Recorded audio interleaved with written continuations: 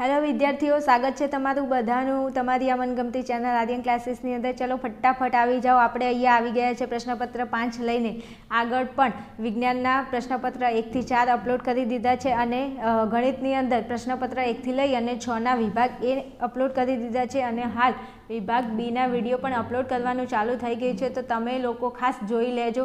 ચલો બીજું, ગુજરાતી વ્યાકરણના પણ અમુક એક ટોપિક અપલોડ કરી દીધો છે અને જ્યારે પણ ટાઈમ રહેશે એમ અવનવા ટોપિક તમારા માટે આવતા રહેશે, તો ખાસ તમે ચેનલની અંદર જો નવા હોય તો પહેલાં ચેનલને સબસ્ક્રાઈબ કરી દેજો.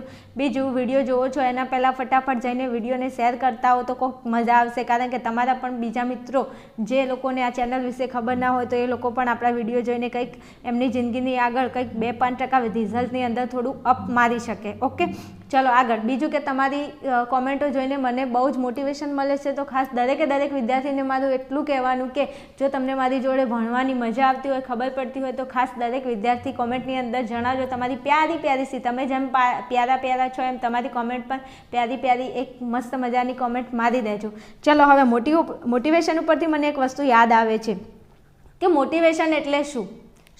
મોટિવેશન એટલે શું? કોને કહેવાય મોટિવેશન? તો મારી ભાષામાં હું વાત કરું તો દરેક વિદ્યાર્થીને મારે એટલું જ કહેવાનું કે મોટિવેશન એટલે કશું જ નહીં, તમારી આજુબાજુની પરિસ્થિતિ, તમારા ઘરની પરિસ્થિતિ. એકવાર તમે તમારા ઘરની પરિસ્થિતિ સામે નજર કરો, એ જ તમારા માટે સૌથી મોટું મોટિવેશન બની જાય છે. અત્યારે આ જમાનાની અંદર કોણ એવું હોય છે જેને ગાડીમાં નથી ફરવું? કોણ એવું હોય છે જેને બંગલાની આશા ઉમ્મીદ નથી હોતી? કોણ એવું છે જે મોટા સપના નથી જોતું? આ દુનિયાની અંદર દરેક એક નાનું છોકરાથી લઈ અને દરેક ઉંમરની વ્યક્તિઓ કંઈક ના કંઈક સપના જોતી હોય છે, પણ એ પોતાની જિંદગીમાં બધા લોકો કોઈ પોતાના સપનાને સાકાર કરતા નથી. એનું કારણ શું છે? બસ એનું કારણ એટલું જ છે કે દરેક લોકો સપના તો જોવે છે, પણ સપના જોવા માટે અને સપના પૂરા કરવા માટેની જે મહેનત કરવી પડે છે એ મહેનત કોઈ કરતું નથી, એના માટે એના સપના પૂરા થતા નથી. वो लोग कहते हैं ना कि सपना वो नहीं होता, सपना वो नहीं होता जो तुम रात को सोते हुए देखते हो. बेटा, सपना वो नहीं होता जो तुम रात को सोते हुए देखते हो. अरे सपना तो वो होता है जो तुम्हें सोने नहीं देता. क्या? सपना वो होता है जो तुम्हें रात को सोने नहीं देता. સપનું એ જ હોવું જોઈએ જે તમને રાતે ઊંઘવા ના દે. તમને બસ 24 કલાક તમારા મગજમાં એક જ વાત હોવી જોઈએ કે ના, બસ મારું આ સપનું છે જેને મારે પૂરું કરવાનું છે, તો એના માટે તમારે 24 કલાક મહેનત કરવી જ પડશે. એ સિવાય તમારા સપના પૂરા થતા નથી. તમે સપના જુઓ છો મોટા બંગલાના, તમે સપના જુઓ છો એક BMW નું, અને બીજું તમે કદાચ બીજું કોઈ પણ તમારું જે પણ સપનું હોય, તમે બહુ જ મોટા સપના જુઓ છો, પણ તમે મહેનત કેવી કરો છો? તમે એક સાયકલ લાવવાની મહેનત કરો છો. તમે BMW ના સપના જુઓ અને સાયકલ જેટલી મહેનત કરો તો તમારા ઘરમાં સાયકલ જ આવશે, BMW ના આવે. એટલે ખાસ દરેક વિદ્યાર્થી જો 90% 95% લાવવા હોય તો પહેલાં એટલી મહેનત તો કરો. વિડીયો તો જુઓ, આખો વિડીયો જુઓ, ખબર પડે, સમજાય. હા, તો તમારા 80-85-90% આવશે. બાકી તમે તમારું કામ અધૂરું છોડી દેશો, તમે તમારું કામ પૂરું જ નહીં કરો, તો ક્યારે પણ તમે 90-95%ની આશા ઉમ્મીદ રાખીને બેસતા જ નહીં કે તમારા રિઝલ્ટની અંદર 80-85% આવે. એટલે ખાસ દરેક વિદ્યાર્થીને એટલું કહેવાનું કે મોટિવેશન એટલે કશું જ નહીં, તમારી આજુબાજુની પરિસ્થિતિ, તમારી ઘરની પરિસ્થિતિ, તમારા ઘરની અંદર તમારા મા બાપની પરિસ્થિતિ જુઓ, તમારી પરિસ્થિતિ જુઓ. એ જ પરિસ્થિતિ તમારું સૌથી મોટું મોટિવેશન છે, અને એના લીધે જ તમારે કંઈક કરવાનું છે. તમારા ઘરની પરિસ્થિતિ, તમારા મા બાપના સપના, તમારા સપના પૂરા કરવા માટે તમારે કંઈક કરવાનું છે.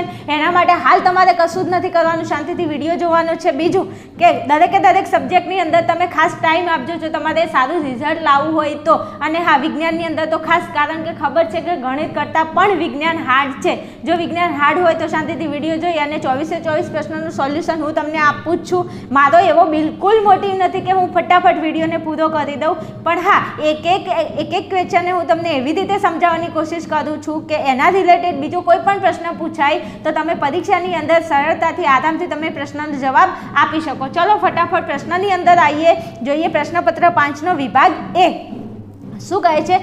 આગળ નીચે આપેલા વિધાનોના સાચા વિકલ્પ જણાવો. તમને અહીંયા વિકલ્પો આપ્યા છે, ચલો જોઈ લઈએ. પહેલો પ્રશ્ન એવો કહેવા માંગે છે કે નીચેના પૈકી કઈ જોડ યોગ્ય નથી. હવે મેં તમને કહ્યું હતું કે અહીંયા જે પણ તમને ઓપ્શન આપેલા છે તમે એકવાર ફટાફટ દરેક એસિડ અને એના જે સામે તમને એક્ઝામ્પલ આપ્યા છે એનો એક મસ્ત મજાનો કોઠો છે. આ મસ્ત મજાનો કોઠો તમે મસ્ત મજાથી તૈયાર કરી દેજો. અને જો તૈયાર ના થતો હોય તો હું આના માટેનો શોર્ટ વિડીયો અપલોડ કરીશ, જોઈ લેજો. એકવાર ટાઈમ રહેશે તો ફાઇનલી આજે થઈ જશે. ઓકે, ચલો જુઓ અહીંયા શું કહે છે, ખાટા ફળો. તો ખાટા ફળોમાં સાઇટ્રિક એસિડ હોય કે ના હોય? હોય, 100% હોય. તો ખાટા ફળોમાં સાઇટ્રિક એસિડ આ જોડ સાચી છે.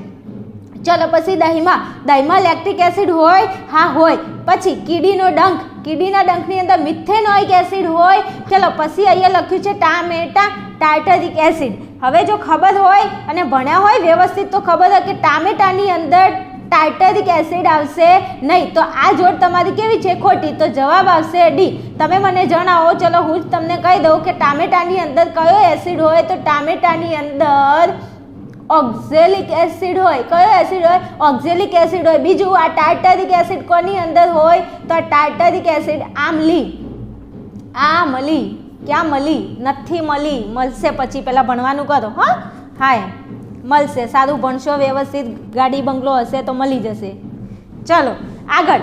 આમાં ખબર પડી ગઈ. આ એસિડમાં જવાબ તમારો આવશે ડી, ટામેટું ટાર્ટરિક એસિડ. આ તમારો જવાબ આવશે. રેડી? ચલો આગળ જઈએ બીજા પ્રશ્નની અંદર. અહીંયા તમને કહ્યું છે વિદ્યાર્થીઓ જુઓ ફટાફટ. ઇથેન અણુનું આણ્વીય સૂત્ર C2H6 છે. તેમાં ખાલી જગ્યા એટલે આ નીચેનામાંથી કયો ઓપ્શન આવશે? જો ઓપ્શન મસ્ત મજાના આપ્યા છે કે કયો બંધ આવશે. હવે આ પ્રશ્નને સોલ્વ કેવી રીતે કરવો? મને ખબર કઈ રીતે પડે કે આમાં કયો બંધ આવે? તો તને ખબર પડે એ માટે તું પહેલાં વિડીયો જો તો ખબર પડશે, નક નહીં પડે. જો સમજાવું, અહીં ધ્યાન આપજો થોડું. અહીંયા C2H6. તો પહેલાં અહીંયા તમને ઇથેનનું બંધારણ બનાવો. શું કરવાનું? પહેલાં તમે C2H6 છે અહીંયા, તો તમે પહેલાં ઇથેનનું બંધારણ બનાવો. બંધારણ બનાવતા આવડે છે કે નથી આવડતું? ના આવડતું હોય તો હું સમજાવું છું, ધ્યાન આપો જરા. શું ના આવડતું હોય તો હું સમજાવું છું, તમે જરા ધ્યાન આપો. જુઓ સમજાવું. અહીંયા ઇથેન. તો ઇથેનનું બંધારણ કેવી રીતે બનશે? તો ઇથેનનું બંધારણ બનાવવા માટે તમારે અહીંયા શું કરવાનું છે? લખો અહીંયા જો C2H6. અહીંયા C એટલે કાર્બન. કાર્બન કેટલા છે? 2. અને H એટલે હાઇડ્રોજન. હાઇડ્રોજન કેટલા છે? 6. તો અહીંયા પહેલાં કાર્બનની સંખ્યા 2 છે તો લખો પહેલાં 2 કાર્બન એટલે C અને C. હવે આ H ક્યાં લખવા? તો સમજાઈ દઉં. કશું જ નહીં. જ્યાં C હોય તો Cની આગળ પાછળ ઉપર નીચે. કેવી રીતે સમજાવું? ચલો ધ્યાન આપો. આગળ પાછળ ઉપર નીચે અને વચ્ચે એક બંધ. હવે અહીંયા તમે જેટલા બોન્ડ અહીંયા દેખાય આને કહેવાય બોન્ડ, સિંગલ બોન્ડ. તો અહીંયા તમારે લખી દેવાના H H H H H અને H. આ શું બની ગયું? ઇથેનનું બંધારણ. શું? આને કહેવાય બંધારણ. ખબર પડી? આ મેં શું બનાવ્યું? બંધારણ બનાવ્યું. હવે થોડું ધ્યાન આપજો. જો આપણી જોડે કાર્બન કેટલા હતા? 2. તો લખી દો પહેલાં 2 કાર્બન C. પછી આપણી જોડે અહીંયા કેટલા હાઇડ્રોજન છે? 6. તો હવે હાઇડ્રોજનને મૂકવા કેવી રીતે? મને ખબર કેવી રીતે પડે? હું કેવી રીતે મૂકું? કશું નહીં. પહેલાં જેટલા કાર્બન લખ્યા છે તો કાર્બનની આગળ, એની પાછળ, કાર્બનની ઉપર, કાર્બનની નીચે, દરેક તમને કોઈ પણ અહીંયા સંતૃપ્ત સંયોજન આપ્યું હોય તો એનું બંધારણ તમે આવી રીતે બનાવી શકો. ચલો હવે જોઈએ અહીંયા બંધ કેટલા બને છે. શું બંધ કેટલા બને છે? જો અહીંયા 1, આ 2, આ 3, આ 4, આ 5, આ 6 અને 7. અહીંયા ઇથેનની અંદર બંધ કેટલા બન્યા? 7 બંધ. કેટલા બંધ?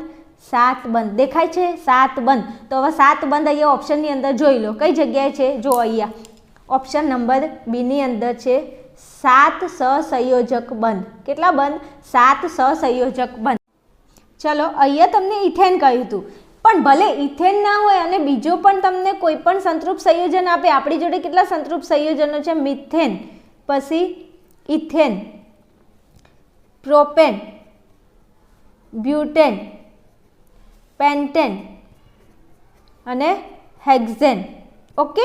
હવે જો એવું જરૂરી નથી કે અહીંયા તમને ઇથેન આપી છે તો ઇથેન જ પૂછાય નહીં. તમને બીજા કોઈ પણ સંતૃપ્ત સંયોજનો જે આપણી જોડે આલ્કેન શ્રેણીના છે એમાંથી કોઈ પણ પ્રશ્ન પૂછાઈ શકે તો તમારે શું કરવાનું, મેં તમને અહીંયા એક વસ્તુ શીખવાડી દીધું, ફરીથી એકવાર શીખવાડી દઉં. પહેલાં તમારે મિથેનનું સૂત્ર લખવાનું, તો મિથેનનું સૂત્ર તમને આપેલું જશે CH4. આ શું થઈ ગયું એનું સૂત્ર. સૂત્ર પછી તમે એનું શું બનાવો, બંધારણ. શું બનાવવાનું, બંધારણ. હવે તમે બંધારણ કેવી રીતે બનાવી શકો, તો મેં તમને કહ્યું કે બંધારણ બનાવવા માટે તમારે શું કરવાનું, કશું જ નહીં. પહેલાં કાર્બનની સંખ્યા જો કાર્બન જેટલા હોય એટલે પહેલાં લખી દો, તો અહીંયા કાર્બન એક જ છે, લખી દેજો. ચલો પછી કાર્બનના જોડે તમારે હાઇડ્રોજનને દર્શાવવાનો થશે. તો હાઇડ્રોજન મારે લખવું ક્યાં, તો હું શીખવાડું છું પણ તું ધ્યાન આપને. તારે હાઇડ્રોજન લખવાનું ક્યાં, કાર્બનની આગળ પાછળ ઉપર નીચે. સમજણ પડી ગઈ. હવે અહીંયા હાઇડ્રોજનની સંખ્યા કેટલી, 4. તો જ્યાં તમે આગળ પાછળ ઉપર નીચે આ બોન્ડ બનાવ્યો, આ બંધ બનાવ્યો, ત્યાં લખી દો કાર્બન હાઇડ્રોજન. તો લખો 1, આ 2, આ 3 અને 4. વાતમાં ખબર પડી ગઈ? હા, પડી ગઈ. હવે અહીંયા જુઓ, આ તમને શું મળી ગયું, બંધારણ. મને ખબર છે ઘણા બધા છોકરા છે એને આ તકલીફ પડે છે, બંધારણ બનાવતા આવડતું નથી. આ બંધારણ જોઈને તો ઘણાને ચક્કર આવતા હશે કે હે શું મારું બેટું, કંઈ ખબર જ પડતી નહીં. સમજાવવામાં કશું જ નથી, બંધારણમાં કશું જ નથી. આ ચેપ્ટર એટલું ઇઝી છે. જો તમે સ્ટેપ બાય સ્ટેપ ભણો તો મસ્ત મજાનું ચેપ્ટર છે તમારી જેવું. તમે મસ્ત મજાના છો. હા, મને ખબર છે તમે કેટલા સીધા છો, જલેબી જેવા સીધા છો. જલેબી સીધી હોય ને આપણી ભાષામાં. ચલો હવે જોજો, અહીંયા આ 1, 2, 3 અને 4. તો તમને એમ પૂછાય કે મિથેનમાં બંધ કેટલા, તો મિથેનમાં બંધ કેટલા આવશે, 4. ચલો ઇથેનમાં કેટલા બંધ, તો ઇથેનમાં બંધ આપણે હાલ જોઈ ગયા, કેટલા બંધ આવ્યા, 7. ચલો ઇથેનની જગ્યાએ તમને પ્રોપેન આપે તો પ્રોપેનની અંદર પહેલાં શું કરવાનું, પહેલાં તમે લખો પ્રોપેનનું શું લખવાનું સૂત્ર, શું લખવાનું સૂત્ર, તો લખો પ્રોપેનનું સૂત્ર. તો પ્રોપેનનું સૂત્ર છે C3H8. રેડી. હવે જુઓ અહીંયા બીજું, આનું સૂત્ર યાદ રાખવા માટે શું કરવાનું, જો પહેલાં સૂત્ર હું તમને લખાઈ દઉં. C4H10, C5H12 અને C6H14. હવે જો અહીંયા સૂત્ર યાદ રાખવા માટે શું કરવાનું, કશું નહીં. મિથેનનો ક્રમ કેટલા નંબરનો, 1 નંબરનો. ઇથેન 2, પ્રોપેન 3, બ્યુટેન 4, પેન્ટેન 5 અને હેક્ઝેન 6. હવે જો મિથેન 1 નંબરે તો એમાં કાર્બનની સંખ્યા 1 હશે. બીજું ઇથેન કેટલા નંબરે, બીજા નંબરે, તો એમાં કાર્બન 2 આવશે. પ્રોપેન કયા નંબરે, ત્રીજા નંબરે, તો એમાં કાર્બન 3 આવશે. જેટલો આનો નંબર હોય એટલા એની અંદર શું હશે, કાર્બન હશે. હવે જો એ પેન્ટેન કયા નંબરે, 5મા નંબરે, તો કાર્બન 5. અહીંયા હેક્ઝેન કયા નંબરે, 6ઠા નંબરે, તો કાર્બનની સંખ્યા કેટલી હશે, 6. તો આમાં તો કોઈ ટેન્શન જ નહીં. C1, C2, C3, C4, C5 અને C6 આટલું તો આવડે. હવે અહીંયા સૌથી પહેલાં અહીંયા હશે CH4. પછી આ 4ની અંદર 2 2 2 2 ઉમેરતું જાણ. 4માં 2 નાખો તો અહીંયા કેટલા થઈ જશે, 6. 6માં 2 નાખો તો 8, 8માં 2 નાખો તો 10, 10માં 2 નાખો તો 12 અને 12માં 2 નાખો તો 14. તો આવી રીતે તમે સૂત્રો ફટાફટ યાદ રાખી શકો. આગળ ચાલો હવે સમજાવી દો. કદાચ તમને આમાંથી કોઈનો બંધ પૂછાય કે આની અંદર કેટલા બંધ આવેલા છે, આની અંદર કેટલા સહસંયોજક બંધ છે, આની અંદર કેટલા સહસંયોજક બંધ છે, તો કોઈ ટેન્શન લેવાની કોઈ જરૂર નથી. કામ શું કરવાનું, ખાલી માત્ર ને માત્ર તમે એનું બંધારણ બનાવો અને બંધારણની અંદર ચેક કરો કે કેટલા બંધ આવેલા છે. ચલો પ્રોપેનની અંદર જોઈ લઈએ. ઇથેન તો આપણે જોઈ ગયા. હવે જોજો થોડું બીજું એક વસ્તુ કહી દઉં ખાસ, કે વિડીયો લોંગ થાય, વિડીયો જોવાનું રાખજો. કારણ કે હું તમને આ જુઓ એક પ્રશ્નમાંથી તમને 100 પ્રશ્નો સમજાવું, 6 પ્રશ્નો, 6માંથી એવું જરૂરી કે આ તમને સોલ્વ કરાય તે જ આવશે, ગમે તે પ્રશ્ન આવી શકે. તો ધ્યાન રાખો, ખાલી તમે ખાલી ભણો. આ કોઈ સમજાવતું નથી એટલે તમને આવડતું નથી. બીજું એક વસ્તુ, તમે સમજતા નથી, તમે જોતા નથી તો ક્યાંથી આવડે. અધૂરું મૂકીને જતા રહેશો તો પછી તમે શું કરશો, એમ કોઈ બી એક્ઝામનો ક્વેશ્ચન આવી શકે. ચલો આગળ, પ્રોપેનની અંદર અહીંયા કાર્બન કેટલા, 3. લખી દો પહેલાં કાર્બન 3, 1 2 અને 3. હવે શું કરવાનું, કશું જ નહીં. કાર્બનની આગળ, કાર્બનની પાછળ, કાર્બનની ઉપર, કાર્બનની નીચે, કાર્બનની ઉપર નીચે, ઉપર નીચે. હવે આ તો થઈ ગયું. હવે શું કરવાનું, કંઈ નહીં. કાર્બન કાર્બન વચ્ચે એક એક બંધ અહીંયા બનાવી દેવાનું, એક એક બંધ. હવે જો અહીંયા હાઇડ્રોજન કેટલા, 8. તો જો 8 થઈ ગયા છે, ચેક કરો. 1, આ 2, આ 3, આ 4, આ 5, આ 6, આ 7 અને આ 8. 8 હાઇડ્રોજન થઈ ગયા, તો કે હા થઈ ગયા. હવે એક કામ કરો, બંધ ગણો. બંધ કેટલા છે, જો અહીંયા 1, આ 2, આ 3, આ 4, આ 5, આ 6, 7, 8, 9 અને 10. તો પ્રોપેનની અંદર સહસંયોજક બંધ કેટલા આવશે, 10. કેટલા આવશે, 10. તો આવી રીતે તમે અહીંયાથી કોઈ પણ પ્રશ્નનો જવાબ અહીંયા આસાનીથી લાવી શકો. બીજું બંધારણ બનાવતા મેં તમને શીખવાડી દીધું, કશું જ નહીં. પહેલાં જેટલા કાર્બન હોય તો પહેલાં કાર્બન લખી દો, કાર્બનની સંખ્યા લખી દો. 4 કાર્બન હોય તો પહેલાં 4 કાર્બન, કાર્બનની આગળ, કાર્બનની પાછળ, કાર્બનની ઉપર, કાર્બનની નીચે બંધ બનાવી દો અને પછી ત્યાં બધા શું દર્શાવી દો? હાઇડ્રોજન દર્શાવી દેવાના. પછી એની અંદર બંધ ગણી લેવાના, તમને જવાબ મળી જશે આરામની. ચલો આગળ જઈશું. હવે અહીંયા કહ્યું છે તમને શું? પ્રશ્ન તો ઘણું બધું કહે છે પણ આપણે સાંભળતા નથી. ત્રીજો પ્રશ્ન જુઓ, શરીરના કયા અંગમાં રુધિર ઓક્સિજન યુક્ત બને છે? તો અહીંયા હૃદય, યકૃત, મૂત્રપિંડ અને ફેફસા. હવે ખબર પડતી હોય ને તો આ તો કોઈ જવાબમાં આવશે જ નહીં, આ પણ જવાબમાં નહીં આવે. હવે વધ્યું હૃદય અને ફેફસા, કારણ કે આપણને ખબર છે કે રુધિર હૃદય અને ફેફસા આ બંનેમાંથી 50-50 જવાબમાં આવતું હશે, તમને એવી ખબર હશે. તો હવે સમજાય દઉં ખાસ કે હા, હૃદયમાંથી લોહી આપણા શરીરની અંદર પહોંચે છે. આપણા શરીરના દરેકે દરેક અંગ સુધી લોહી પહોંચાડવાનું કાર્ય કરે કોણ? હૃદય કરે. પણ જે હૃદયની અંદર જે લોહી, હૃદય જ ને, હા હૃદય ના કહેવાય, હૃદય કહેવાય. તો આપણા હૃદયની અંદર જે લોહીનું વહન થાય છે એ લોહી કેવું હોવું જોઈએ? ઓક્સિજનવાળું. અને લોહીને તમારે ઓક્સિજનવાળું કરવા માટે ક્યાં મૂકવું પડે અને ક્યાં લઈ જવું પડે? ફેફસામાં. તો એ તમારો જવાબ શું આવશે? ફેફસા. શું આવશે? ફેફસા. ફેફસા. ચલો હવે હૃદય વિશે થોડી મારે વાત કરવી હતી, તમને થોડું સમજાવું હતું, કારણ કે મને ખબર છે કે ઘણા બધા છોકરા આ ચેપ્ટર ભણ્યા હશે પણ તકલીફ ક્યાં હશે કે હૃદયમાં ખબર નહીં પડતી હોય કે રુધિર ક્યાંનું, રુધિર ક્યાં જાય, શું થાય, શું નથી થતું, એમાં તકલીફ હશે. થોડું સમજાવું, ધ્યાન આપજો. જો અહીંયા હવે આપણા હૃદયની અંદર કેટલા ખંડ આવેલા છે? 4 ખંડ. કેટલા ખંડ આવેલા છે? 4. ચલો અહીંયા સમજાવું, થોડું ધ્યાન આપજો. હૃદયની અંદર ખંડ કેટલા? 4. કેટલા ખંડ? 4. હવે જો ઉપર 2 ખંડો આવેલા છે એને કહેવાય કર્ણકો. શું કહેવાય? કર્ણકો. અને નીચે જે ખંડો આવેલા છે એને કહેવાય ક્ષેપકો. જો આમાંથી કોઈ પણ પ્રશ્ન પૂછી જાય તો તમને ધ્યાન રહે. હૃદયના 4 ખંડો, એમાંથી ઉપર જે ખંડો આવેલા છે એને કહેવાય કર્ણકો અને નીચે જે ખંડો આવેલા છે એને કહેવાય ક્ષેપકો. હવે એક પ્રશ્ન તમને કદાચ પૂછાય, આપણા શરીરની અંદર 2 પ્રકારનું લોહીનું વહન થાય. એક તો ઓક્સિજનવાળું, ઓક્સિજન યુક્ત એટલે ઓક્સિજન વાળું, અને ઓક્સિજન વાળું જે લોહી હોય, રુધિર હોય એને કહેવાય શુદ્ધ રુધિર. શું કહેવાય? શુદ્ધ રુધિર. બીજું લોહી આપણા શરીરની અંદર વહન પામે છે જેને કહેવાય ઓક્સિજન વિહીન. ઓક્સિજન વિહીન. વિહીન એટલે ઓક્સિજન વગરનું. શું? ઓક્સિજન વગરનું, જેને તમે કાર્બન ડાયોક્સાઇડ યુક્ત રુધિર પણ કહી શકો અને તમે એને અશુદ્ધ રુધિર પણ કહી શકો. હવે આ બધી રામાયણ કેમ કરું છું? સમજાવવા માટે. થોડું ધ્યાન આપજો. આપણા શરીરની અંદર 2 પ્રકારે લોહીનું વહન, લોહી એટલે રુધિર, રુધિરનું વહન થાય છે. એક ઓક્સિજન વાળું અને એક ઓક્સિજન વગરનું. ઓક્સિજન યુક્ત કહેવાય, એને શુદ્ધ રુધિર પણ કહેવાય. બીજું અહીંયા આને ઓક્સિજન વિહીન, ઓક્સિજન વગરનું રુધિર, કાર્બન ડાયોક્સાઇડ યુક્ત વાળું રુધિર અને અશુદ્ધ રુધિર. હવે જુઓ, પરીક્ષાની અંદર પ્રશ્ન પૂછાય કે હૃદયના કયા ખંડોમાંથી શુદ્ધ રુધિરનું વહન થાય? શું? હૃદયના કયા ખંડોમાંથી શુદ્ધ રુધિરનું વહન થાય?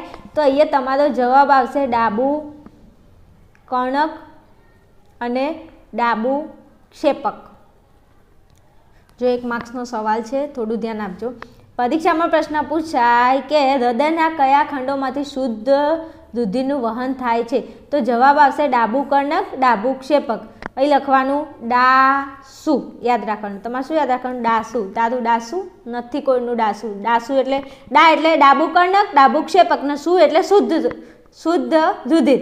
હવે એક વસ્તુ તમને યાદ હોય તો બીજું વસ્તુ યાદ રાખવાની જરૂર નથી, એનું વિરોધી કરી દેવાનું. તમને શુદ્ધ રુધિર પૂછાય, શુદ્ધ રુધિર કઈ જગ્યાએ વહન પામશે? તો યાદ રાખજો ડાસુ. ડા એટલે ડાબું કર્ણક, ડાબું ક્ષેપક. અને અશુદ્ધ રુધિર કહેતો જમણું કર્ણક, જમણું ક્ષેપક. જમણું કર્ણક, જમણું ક્ષેપક. રેડી? અશુદ્ધ રુધિર કહે તો જમણું કર્ણક, જમણું ક્ષેપક. શુદ્ધ રુધિર કહે તો ડાબું કર્ણક, ડાબું ક્ષેપક. ઓકે, ચલો આગળ જઈએ પ્રશ્નની અંદર. હા એમ. ચલો ચોથો ક્વેશ્ચન. નીચેનામાંથી કઈ ભૌતિક રાશિનો એકમ કિલોવોટ અવર છે? નીચેનામાંથી કઈ ભૌતિક રાશિનો એકમ કિલોવોટ અવર છે? તો જો અહીંયા જવાબ આવશે તમારો કાર્ય. શું આવશે? કાર્ય. ચલો, વિદ્યુત પાવર વિદ્યુત પાવરનો એસઆઈ એકમ, વિદ્યુત પ્રવાહનો એસઆઈ એકમ અને વિદ્યુત સ્થિતિમાનનો એસઆઈ એકમ. મેં તમને કહ્યું હતું કે દરેક રાશિના એકમ તમે તૈયાર કરી લેજો, કારણ કે 1 માર્ક્સ પરીક્ષાની અંદર આમાંથી આ ટોપિકમાંથી આવશે જે તમારો જવો જોઈએ નહીં. ચલો, વિદ્યુત પાવરનો એસઆઈ એકમ શું છે? વોટ. શું છે? વોટ, જેને W સંજ્ઞા વડે દર્શાવવામાં આવે છે. ચલો, વિદ્યુત પ્રવાહનો એસઆઈ એકમ શું છે? એમ્પિયર. શું છે? એમ્પિયર, જેને એ સંજ્ઞા વડે દર્શાવવામાં આવે છે. અને વિદ્યુત સ્થિતિમાનનો એસઆઈ એકમ શું છે? વોલ્ટ. શું છે? વોલ્ટ, જેને V વડે દર્શાવવામાં આવે છે. વિષ્ણુ સાહેબનો V યાદ રહી જાય એવું છે, જલ્દી ફટાફટ. ચલો આગળ. પછી 5મો પ્રશ્ન શું કહે છે? તો કે પ્રકાશનું ત્રાસુ કિરણ કાચમાંથી હવામાંથી પ્રવેશતા શું થાય છે? પ્રકાશનું ત્રાસુ કિરણ કાચમાંથી ક્યાં પ્રવેશે? હવામાં. તો કાચમાંથી હવામાં પ્રવેશતા તે અહીંયા ઓપ્શન નંબર C માં તમારો જવાબ છે. તે લંબથી કેવું જાય છે? દૂર જાય છે. લંબથી દૂર જાય છે. ચલો આગળ ક્વેશ્ચન ઉપર જઈએ. ચલો આગળના ક્વેશ્ચનની અંદર જઈશું. તો ભારતીય પંચાંગ પ્રમાણે કોઈ દિવસનો વાસ્તવિક સૂર્યોદય 6:32 કલાકે છે, તો સૂર્ય ક્ષિતિજમાં ખાલી જગ્યા કલાકે દેખાશે. હવે જો આ ચેપ્ટરની અંદર આપણને ખબર છે કે સૂર્યોદય જ્યારે સૂર્ય ઉગે ત્યારે એ 2 મિનિટ વહેલો ઉગેલો દેખાય છે અને જ્યારે આથમે ત્યારે એ 2 મિનિટ મોડો આથમેલો દેખાય છે. આવું આપણને ખબર છે. તો અહીંયા એમ કહ્યું છે કે વાસ્તવિક સૂર્યોદય 6:32 કલાકે છે. તો સૂર્ય ક્ષિતિજમાં ક્યારે આવે? હવે જ્યારે સૂર્ય ઉગે ત્યારે 2 મિનિટ વહેલો ઉગી જાય છે. તો જ્યારે ક્ષિતિજમાં આવશે તો 2 મિનિટ વહેલો દેખાતો હોય તો એમાં 2 મિનિટ એડ કરો એટલે કેટલા થશે? જવાબ તમારો આવશે 6:34. ચલો પછી તમને કહ્યું છે કે નીચેના વિધાનો સાચા બને તેમ ખાલી જગ્યા પૂરો. અહીંયા તમને ખાલી જગ્યા આપી છે. 7મો પ્રશ્ન શું કહે છે? બાયોગેસનો મુખ્ય ઘટક ખાલી જગ્યા છે. તો બાયોગેસનો મુખ્ય ઘટક શું આવશે? મિથેન. જવાબ શું આવશે? મિથેન. ચલો આગળ. 8મા ક્વેશ્ચનની અંદર સોલેનોઇડની અંદરના વિસ્તારમાં ક્ષેત્રની રેખાઓ પરસ્પર ખાલી જગ્યા એવી સુરેખાઓ છે. તો જવાબ આવશે સમાંતર. ચેક કરજો પ્રશ્નની અંદર જ્યારે સોલેનોઇડ. બીજું કે સોલેનોઇડનો ક્વેશ્ચન મોસ્ટ આઈએમપી ક્વેશ્ચન છે, તૈયાર કરી લેજો. એની અંદર એની આકૃતિની અંદર જોજો વચ્ચેની જે રેખાઓ હશે એ કેવી હશે? એકબીજાને સમાંતર હશે. ચલો આગળ. 9મા ક્વેશ્ચનની અંદર ખાલી જગ્યા ખનિજ તત્વની મદદથી પ્રોટીન સંશ્લેષિત કરી શકાય છે. તો હા, આ પ્રશ્નનો જવાબ તમે મને કોમેન્ટની અંદર જણાવજો.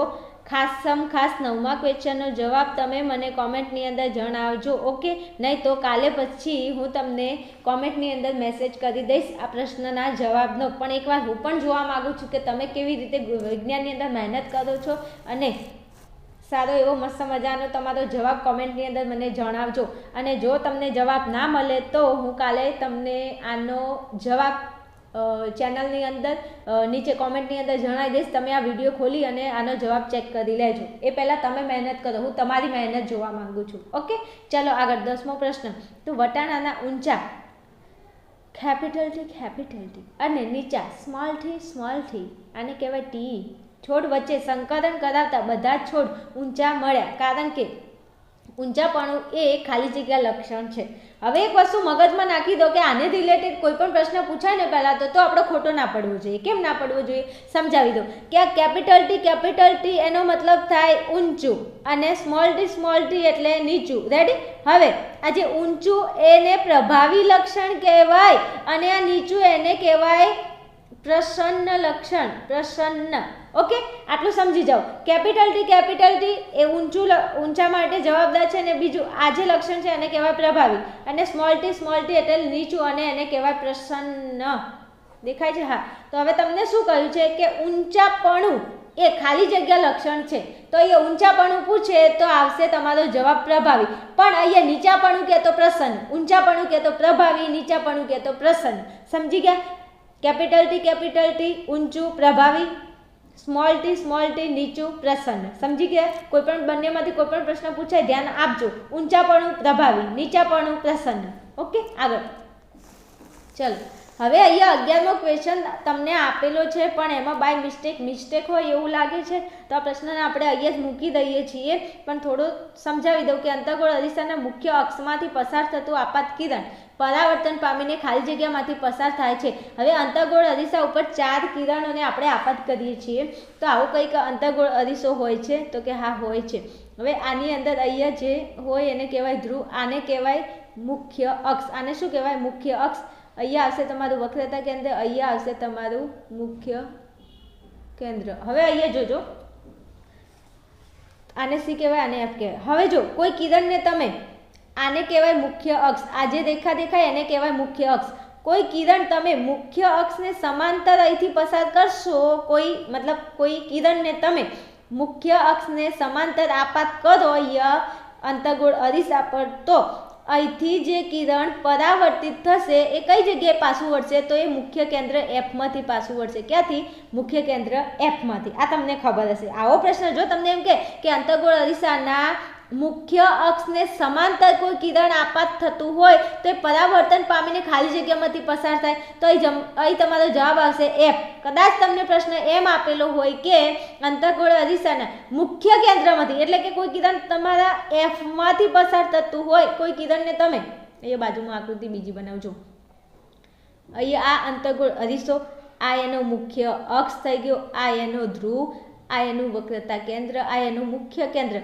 કોઈ કિરણ તમને એમ કહે કે અંતર્ગોળ અરીસાના મુખ્ય કેન્દ્ર, અહીંયા એમ કહે, આ મુખ્ય અક્ષની જગ્યાએ તમને એમ કહે કે મુખ્ય કેન્દ્ર એફમાંથી કોઈ કિરણ પસાર થતું હોય, આપાત થતું હોય, તો એ પરાવર્તન પામીને ખાલી જગ્યામાંથી પસાર થાય. તો અહીંયા એફમાંથી કોઈ કિરણ આપાત થતું હોય અરીસા પર, તો એ મુખ્ય અક્ષને સમાંતર પરાવર્તન પામશે. તો અહીંયા તમારો જવાબ આવે મુખ્ય અક્ષ. પણ અહીંયા પ્રશ્ન જ કંઈક એ રીતનો પૂછ્યો છે જે લગભગ આને આપણે અહીંયા મૂકી દેવો પડશે. પણ હા, મેં તમને જેમ સમજાવ્યું કે બીજી રીતે તમને આવી રીતે પ્રશ્ન પૂછાય તો અહીંયા ધ્યાન રાખવાનું કે મુખ્ય અક્ષને સમાંતર કોઈ કિરણ તમે આપાત કરો તો એ પરાવર્તન પામીને એફમાંથી નીકળે, કોઈ કિરણને તમે એફમાંથી આપાત કરો તો એ પરાવર્તન પામીને મુખ્ય અક્ષને સમાંતર પરાવર્તન પામશે. ઓકે, ચલો આગળ. હવે કહે છે સિગ્મા બારનું અણુસૂત્ર ખાલી જગ્યા છે, તો જવાબ આવશે HgS. Hg એટલે પારો ને S એટલે સલ્ફર. ઓકે, આગળ ચલો આગળના ક્વેશ્ચનમાં અહીંયા તમને કહ્યું છે વિધાનો ખરા છે કે ખોટા તે લખો. 13મો ક્વેશ્ચન, મેગ્નેશિયમ ક્લોરાઇડમાં 2 આયનીય બંધ હોય છે, ખરું કે ખોટું? હવે ખરું ખોટું સમજાવવાનું છે, તો પહેલાં થોડું સમજાવી દઉં. મેગ્નેશિયમ એટલે Mg અને ક્લોરાઇડ એટલે Cl, ક્લોરીન. ઓકે, હવે અહીંયા જુઓ કે મેગ્નેશિયમ, હવે આનો જવાબ કેવી રીતે આપવો થોડું સમજાવું, ધ્યાન આપજો. તો મેગ્નેશિયમનો પરમાણુય ક્રમાંક કેટલો થાય? 12 થશે, અને ક્લોરીનનો પરમાણુય ક્રમાંક કેટલો થશે? 17 થશે. આ તમને ખબર હશે કે ઓલું પીરિયોડિક ટેબલ તમે ભણે હોય તો ખબર હોય કે હા હિલી બેબો કાનાઓ ફની સિફોસક સામે સિફોસક આપો કે આ એક ટેબલની અંદર 20 જે પરમાણુય ક્રમાંક જે તત્વો છે એના 20ના પરમાણુય ક્રમાંક યાદ રાખી લેજો, પરીક્ષાની અંદર બહુ જ પૂછાય છે 3જા ચેપ્ટરમાંથી. ચલો આગળ. હવે જુઓ અહીંયા મેગ્નેશિયમ, તો મેગ્નેશિયમનો પરમાણુય ક્રમાંક કેટલો? 12. બીજું ક્લોરીનનો પરમાણુય ક્રમાંક કેટલો? 17. તો હા ચલો આ તો થઈ ગયું. હવે આની અંદર ઇલેક્ટ્રોનની ગોઠવણી કેવી રીતે થશે? તો અહીંયા ઇલેક્ટ્રોનની ગોઠવણી કંઈક આવી રીતે થશે, 2, 8 અને 2. ગોઠવણી તો તમને કરતા આવડતું હશે, ના આવડે તો શીખી લેવી. ચલો અહીંયા 2, 8 અને 7. પહેલી કક્ષામાં 2 ઇલેક્ટ્રોન હોય, બીજી કક્ષામાં 2 ઇલેક્ટ્રોન હોય અને વધે એ ત્રીજી કક્ષામાં મૂકી દેવાના. હવે જોઈએ અહીંયા મેગ્નેશિયમની જોડે બહારની કક્ષાની અંદર 2 ઇલેક્ટ્રોન છે અને ક્લોરીનની છેલ્લી કક્ષામાં 7 ઇલેક્ટ્રોન છે. તો કે હા, હવે હું એમ કહું છું કે 7 ઇલેક્ટ્રોન, આને અહીંયા કક્ષા પૂરી કરવા માટે 8 ઇલેક્ટ્રોન અહીંયા જોવે, પણ અહીંયા 7 જ છે. હવે કક્ષા પૂરી કરવા માટે એને કેટલા ઇલેક્ટ્રોન જોશે? 1 ઇલેક્ટ્રોન જોશે. બીજું મેગ્નેશિયમની અહીંયા આ કક્ષા પૂરી છે, પણ આ કક્ષા પૂરી કરવા માટે એને 6 ઇલેક્ટ્રોન જોઈએ. હવે 6 ઇલેક્ટ્રોન લાવવા એના કરતાં 2 આપી દેવા સારા, તો આ 2 ઇલેક્ટ્રોન આપી દેશે તો આ પ્લસ બનશે અને આ 1 ઇલેક્ટ્રોન મેળવશે તો માઇનસ બનશે. હવે અહીંયા તમને કહ્યું છે મેગ્નેશિયમ ક્લોરાઇડ. અહીંયા શું કહ્યું છે? Magnesium chloride. તો મેગ્નેશિયમ એટલે Mg અને ક્લોરાઇડ એટલે 2 ક્લોરીન. કેટલા ક્લોરીન? 2. હવે અહીંયા જુઓ, એક મેગ્નેશિયમ, અહીંયા આવશે ક્લોરીન, અહીંયા આવશે ક્લોરીન. દેખાય છે? 1 મિનિટ, હા સોરી, ચલો અહીં જુઓ, ધ્યાન આપો. મેગ્નેશિયમ, અહીંયા ક્લોરીન, ક્લોરીન. હવે આ મેગ્નેશિયમ જોડે કેટલા ઇલેક્ટ્રોન છે? વધારાના 2. અને આ ક્લોરીનને, એક ક્લોરીનનો પરમાણુ છે એને કેટલા ઇલેક્ટ્રોન જોઈએ છે? 1 જોઈએ છે. આ બીજો ક્લોરીનનો પરમાણુ, એને પણ કેટલા ઇલેક્ટ્રોન જોઈએ છે? એને પણ 1 ઇલેક્ટ્રોન જોઈએ છે. તો આ Mg જોડે, Mg એટલે મેગ્નેશિયમ, એની જોડે વધારાના કેટલા ઇલેક્ટ્રોન છે? 2 એની કક્ષામાં. તો આ મેગ્નેશિયમ 1 ઇલેક્ટ્રોન આને આપી દેશે અને 1 ઇલેક્ટ્રોન આ ક્લોરીનને આપી દેશે. તો અહીંયા મેગ્નેશિયમ ક્લોરાઇડને તમે આવી રીતે લખી શકો કે MgCl2 એટલે મેગ્નેશિયમ 1 અને ક્લોરીન 2 અને અહીંયા જો આ ક્લોરીન 1 ઇલેક્ટ્રોન મેળવશે અને આ ક્લોરીન 1 ઇલેક્ટ્રોન મેળવશે એટલે આનું સૂત્ર થઈ જશે MgCl2. તો આની અંદર જો એક બંધ બીજો બંધ બે બંધ બન્યા તો કે હા બન્યા. તો જો મેગ્નેશિયમ ક્લોરાઇડમાં 2 આયનીય બંધ હોય છે. આ વિધાન એકદમ ખરું છે. કેવું આવશે? ખરું. તમે સાચું લખજો. ચલો પછી બીજની રચનામાં ભ્રૂણાગ્ર ભાવિ તરો અને ભ્રૂણ મૂળ ભાવિ મૂળ તરીકે હોય છે. તો આ પણ તમારો જવાબ આવશે સાચું. ચાલો આગળ. કનિનિકા જે કીકીનું કદ નિયંત્રણ કરતું નથી. આ એકદમ ખોટું આવશે. કેમ? કનિનિકા છે જે કીકીનું કદનું શું કરે છે? નિયંત્રણ કરે છે. જો નિયંત્રણ કરે છે કહ્યું હોત તો સાચું હોત, પણ અહીંયા તમને કહ્યું છે કરતી નથી, તો જવાબ આવશે ખોટું. ચલો આગળ. હવે પ્રશ્ન નંબર 16. ખેતરની માટીની pH 6.5 કરતાં ઓછી હોય તો ખેડૂત જીપ્સમ ઉમેરે છે. મસ્ત ક્વેશ્ચન છે. 3 પ્રકારે પ્રશ્ન તમને પૂછી શકે. થોડું ધ્યાન આપજો. જો અહીંયા જમીનની pH જ્યારે 6.5 થી 7.3 વચ્ચે હોય ત્યારે અહીંયા તમારા ખેતરની અંદર જે પણ પાક તમે વાયો હશે, ઉગાડ્યો હશે, એ પાક કેવો થશે? એની વૃદ્ધિ અને એનો વિકાસ કેવો થશે? સારો થશે. તમે જે પણ પાક વાયેલો છે ખેતરની અંદર, તો તમારા ખેતરની pH 6.5 થી 7.3 ની વચ્ચે હશે તો તમારા છોડનો વિકાસ અને વૃદ્ધિ કેવી થશે? સારી થશે. રેડી? પણ જો 6.5 થી pH ઘટી જાય, હવે તમે એક વસ્તુનો ખ્યાલ છે કે 6.5 થી તમે જેમ 7 થી નીચે આવો તો એ pH ને કેવી pH કહેવાય? એસિડિક.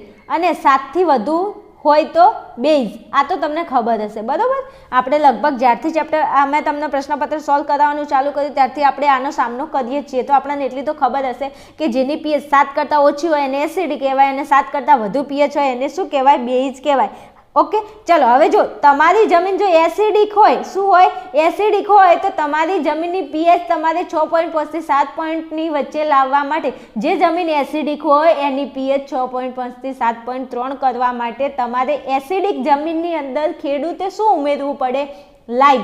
શું નાખવું પડે તમારે? લાઇમ, જેનું સૂત્ર થશે CaO. આને કહેવાય લાઇમ.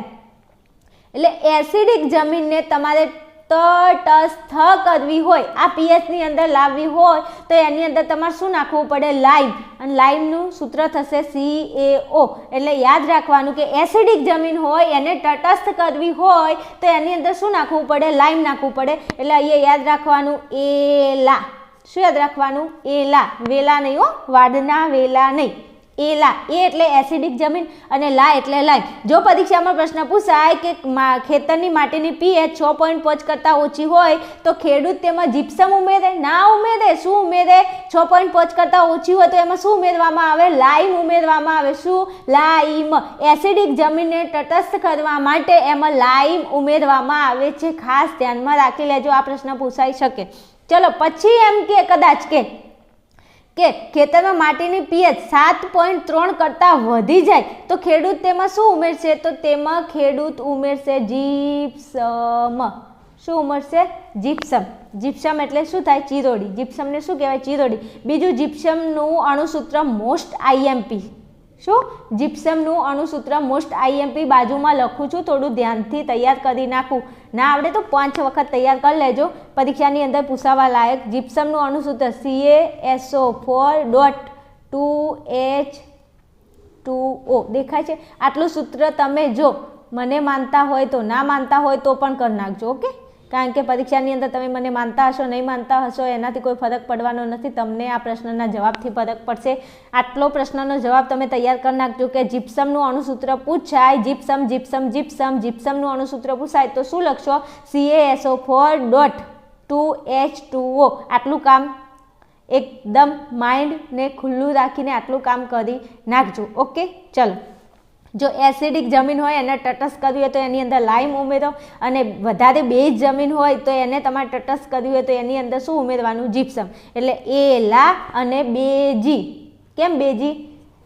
બે એટલે બેઝિક, બેઝિક જમીન હોય તો એને તટસ્થ કરવા માટે અંદર શું ઉમેરવાનું? જી એટલે જીપ્સમ, અને એ એટલે એસિડિક ને લા એટલે લાઈમ. સમજી ગયા? ચલો આગળ. આ બધી શોર્ટ ટ્રીકો છે જેના કારણે તમને વિજ્ઞાન બહુ જબરજસ્ત મસ્ત આવડશે, અને વિજ્ઞાન સારું મસ્ત આવડે એના માટે તમારે શું કરવું પડે? આવું કોઈક અલગ કંઈક કરવું પડે. બધા વિદ્યાર્થીઓ કરતાં આપણે કંઈક અલગ દિશામાં મહેનત કરવી પડે તો આપણું સારું રિઝલ્ટ આવે, અને બધાનું જેવું આવ્યું હતું આપણું પણ એવું આવે કે ન આવે. ચલો હવે જો અહીંયા માંગ્યા મુજબ ઉત્તર લખો. શું કહ્યું છે? બીજું હા, અહીંયા તમારે 16માં તમારો જવાબ આવશે ખોટું.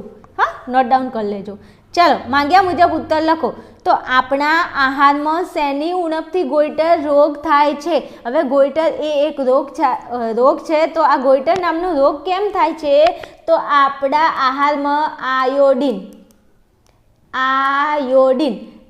તમારા આહારમાં, આહાર એટલે ખોરાક, આહાર એટલે શું થાય? ખોરાક.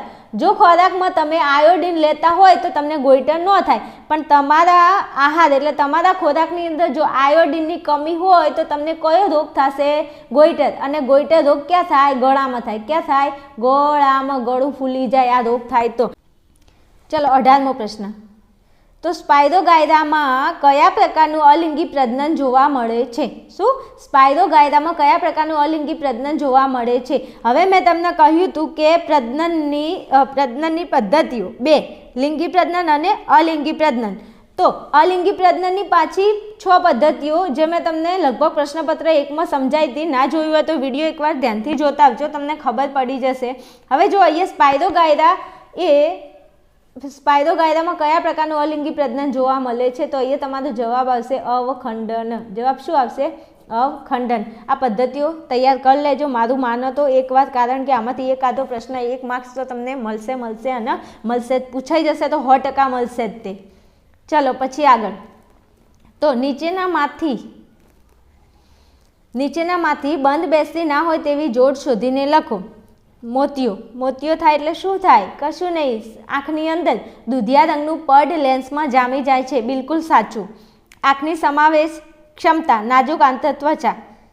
અહીંયા તમારો જવાબ આવશે બી. આ ખોટું છે. બીજું, આંખનો ડોળો. તમારા આંખની અંદર જે ડોળો છે ને, ડોળા તમારા ડોળા ફાડીને જોવો એવી વાત થઈ અહીંયા. તો કેમેરાની જેમ વર્તે છે.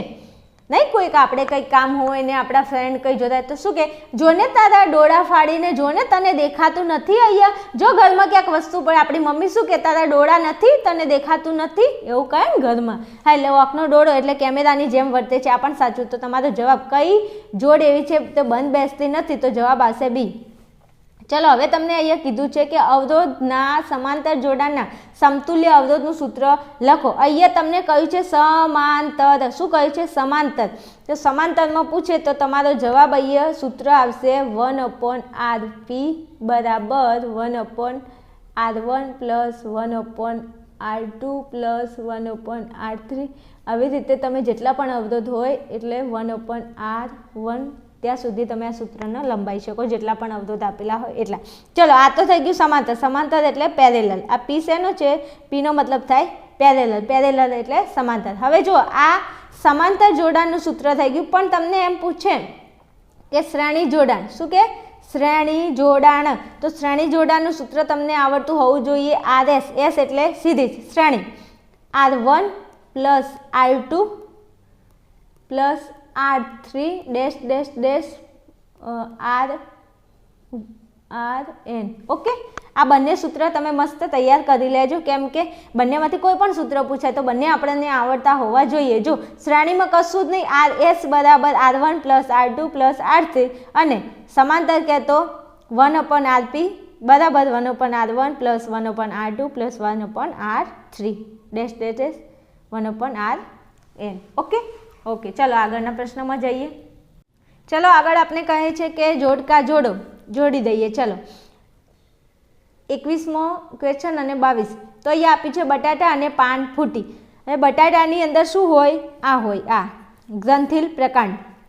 ચેપ્ટર ભણ્યા હશો તો ખબર હશે, ચેક કરજો પ્રશ્નની અંદર જઈ. ચલો પાનફૂટી. તો પાનફૂટીની અંદર એના પણની જે કિનારી હોય એની ઉપર શું ફૂટે છે? કલિકા. અને આ પાનફૂટી એ મોસ્ટ આઈએમપી પ્રશ્ન છે, તૈયાર કરી નાખજો એકવાર. ચલો આગળ 23 અને 24. હવે અહીંયા કહ્યું છે સર્વાહારી અને તૃણાહારી. તો સર્વાહારી અહીંયા જો ઓપ્શનની અંદર તો લગભગ આ તો કોઈ ઓપ્શનની અંદર આવશે જ નહીં. બીજું, તૃણાહારી એ પ્રાથમિક કક્ષાના ઉપભોગ્યો કહેવાય. ચેપ્ટર એકદમ ઇઝી છે, ચેક કરી લેજો. તૃણાહારી શેમાં આવશે? પ્રાથમિક ઉપભોગ્યોમાં આવશે. અને સર્વાહારી શેમાં આવશે? દ્વિ ઉપભોગ્યોમાં. સર્વાહારી એટલે બધું ખાતા હોય. ઓકે, ચલ હવે બીજું એટલું કહેવાનું કે ખાસ હું તમારા માટે જે પણ વિડીયો બનાવું છું તો વિડીયો થોડો લોંગ થશે, કારણ કે એની અંદર મને છે ને એક પ્રશ્ન સમજાવું તો મને મજા નથી આવતી, કારણ કે મારા ચેનલની અંદર જે પણ વિદ્યાર્થીઓ મને ફોલો કરે છે, મને જોવે છે, તો મારો ટાર્ગેટ એવું છે કે તમને એક ક્વેશ્ચનમાંથી 10 ક્વેશ્ચન આવે અને એમાંથી તમને જવાબ આવડે ત્યારે મને શાંતિ થાય. એટલે હું એક પ્રશ્ન સમજાવતી નથી, અહીંયા દરેક પ્રશ્નનું સોલ્યુશન હું તમને સમજાવું છું.